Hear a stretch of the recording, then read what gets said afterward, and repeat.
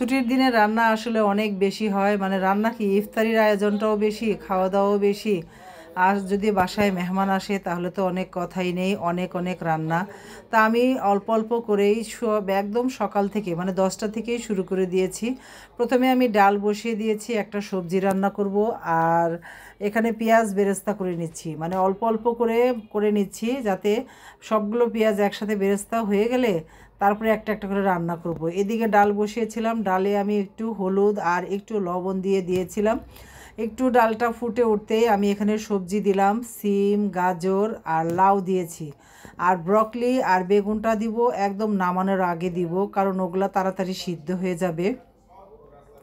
ক্যাপসিকামও দিব।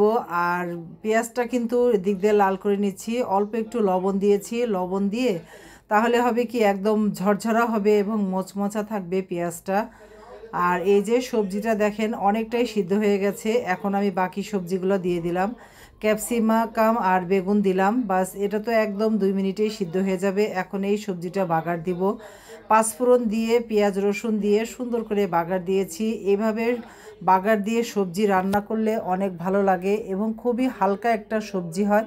এটা খেলে খুবই ভালো লাগে, মানে ভাত কম খেয়ে এই সবজিটা বেশি খেলে খুবই মানে পানি পিপাসা লাগবে না, শরীরটাও খুবই আরাম পাওয়া যাবে এই আর কি।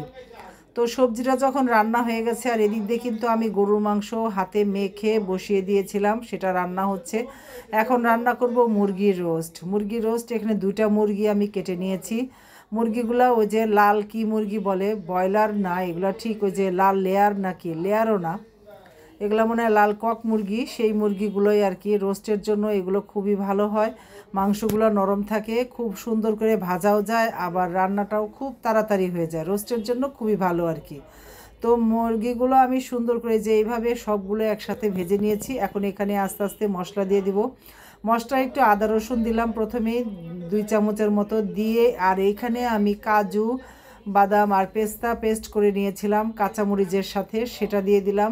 আর দিয়ে দিলাম ওই যে জয়ত্রী, জয়ফল, কিশমিশ এগুলোর একটা পেস্ট করেছিলাম, সেটাও দিলাম 2 চামচ। আর দিয়ে দিলাম জিরা ফাঁকি দিয়ে দিলাম 1 চামচ। আর দিয়ে দিলাম মরিচের গুঁড়া, একটু ঝাল ঝাল হলে আমার বাসায় সবাই পছন্দ করে খেতে।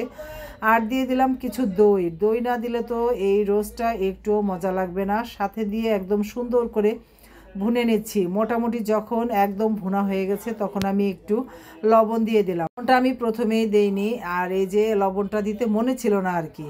তারপরে দিয়ে সুন্দর করে ভুনে এখন শুধু দুধ দিয়ে দিলাম, বাস আমি কোনো পানি ব্যবহার করব না, এখানে দুধ দিয়েই বাকি মুরগিটা সিদ্ধ হয়ে যাবে। এখন আমি সুন্দর করে এটাকে ঢেকে দিব 10 মিনিটের জন্য, বাস।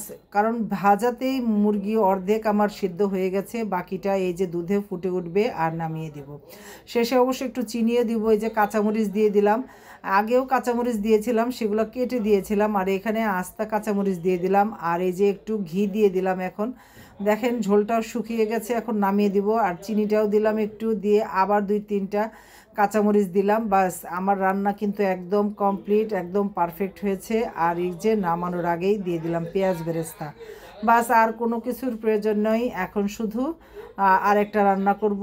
আর এই যে সেহরির জন্য কি খাবো, ইফতারিতে রান্না হয়ে গেল, এখন সেহরিতে আমি মাছ রান্না করব, যেহেতু এই রাতে বিরিয়ানি খাওয়া হবে, আবার রোস্ট আছে সাথে।